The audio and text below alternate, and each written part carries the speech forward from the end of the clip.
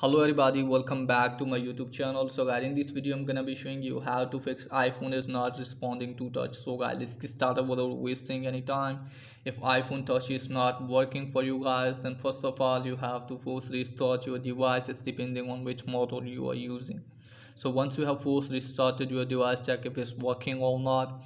If it's still not working for you guys, then what you need to do guys, just simply you have to remove the case, and just simply you have to make sure that if any dust is not available on your screen, just simply you have to remove the dust with the tissue. Okay guys, and after that check if it's working or not. If it's still not working, just simply remove the glass and just simply clean the dust from the screen. And after that, what you need to do guys, if you are connected with the charger, just simply remove that charger or replace the cable and then check if it's working or not.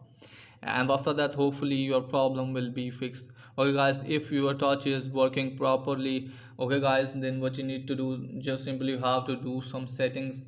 Okay guys, for that you have to open the settings, then you have to tap on general. First of all, make sure that you have updated your device to the latest version.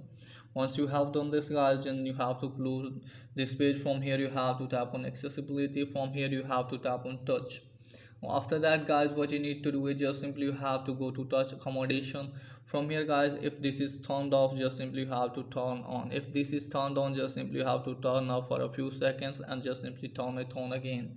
And after that guys, if it's check on off, just simply you have to check on use initial touch location. And if it's check on use initial touch location, just simply you have to turn this off. Once you have done this guys, after that guys, what you need to do is just simply you have to close this page. Now after that guys, what you need to do is just simply you have to open the settings, scroll it on, tap on general.